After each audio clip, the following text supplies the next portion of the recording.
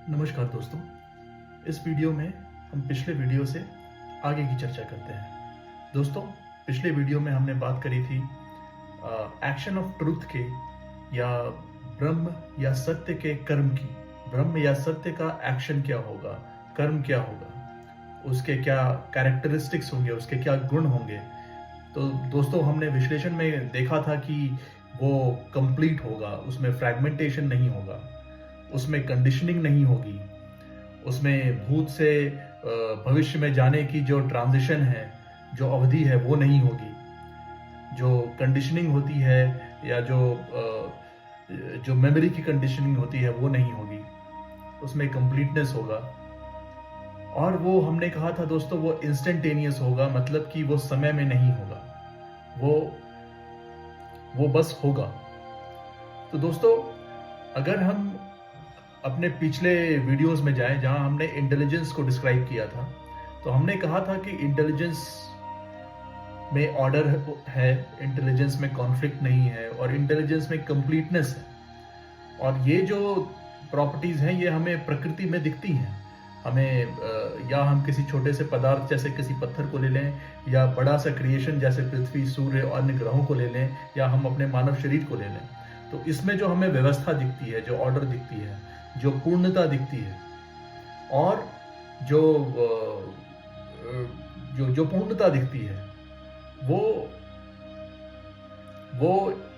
उसमें इंटेलिजेंस है दोस्तों। तो हमने ये बात कही थी कि पूरी प्रकृति में हमें वो इंटेलिजेंस दिखती है।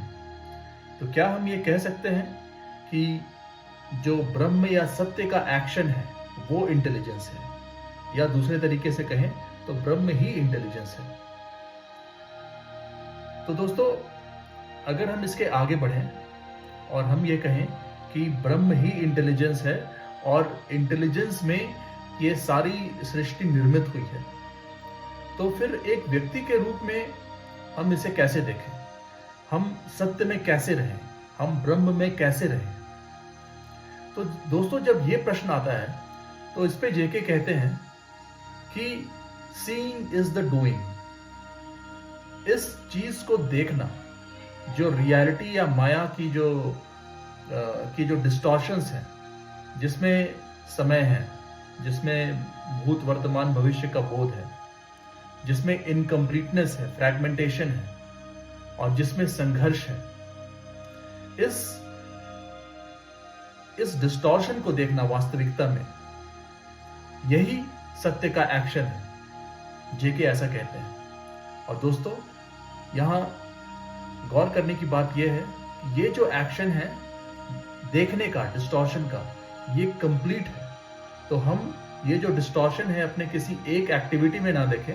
ये हो सकता है कि हमें अपने किसी एक एक्टिविटी में डिस्टॉर्शन दिखे, जहां हमें दिखे कि किसी इनकम्प्लीटनेस की वजह से, अपने अंदर की किसी कमी की वजह से मान लिया जाए कि हम अभाव में हैं और संपन्नता के लिए हम कोई कार्य कर रहे हैं। तो उस कार्य में हम ये देख लें कि ये जो मूवमेंट है ये अभाव से संपन्नता की तरफ है, इसीलिए ये जो कार्य है ये समय में हो रहा है। तो हम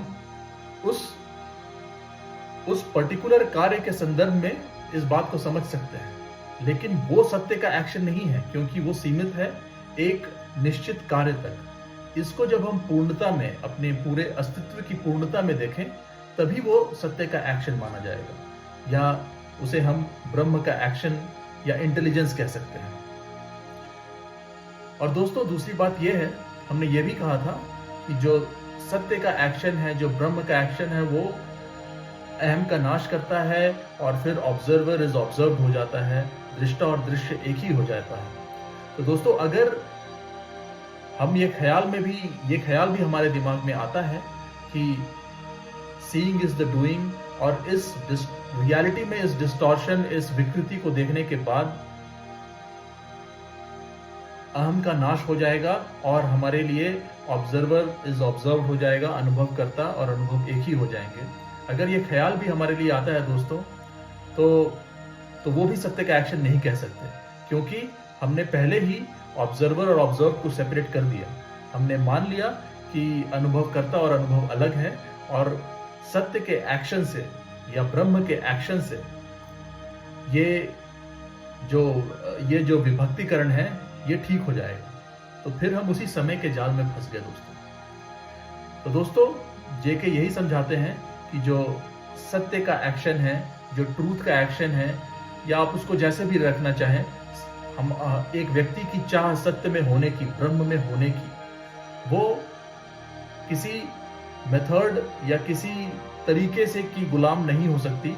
अगर हम ये कहें कि हम नित्य कर्म में शुद्धि लाकर, हर दिन के कर्म में शुद्धि लाकर, किसी पूजा पद्धति को फॉलो कर कर और धीरे धीरे टाइम में हम सत्य तक पहुंचे, तो वो भी सत्य का एक्शन नहीं कहा जा सकता, क्योंकि वो टाइम में होगा। तो दोस्तों यहाँ पे सत्य का जो एक्शन है या सत्य में रहने की जो इच्छा है एक साधारण पुरुष में, एक साधारण मानव में, उसको अभिव्यक्त किया गया इस छोटे से वीडियो में। इसके आगे हम इसका विश्लेषण और करेंगे।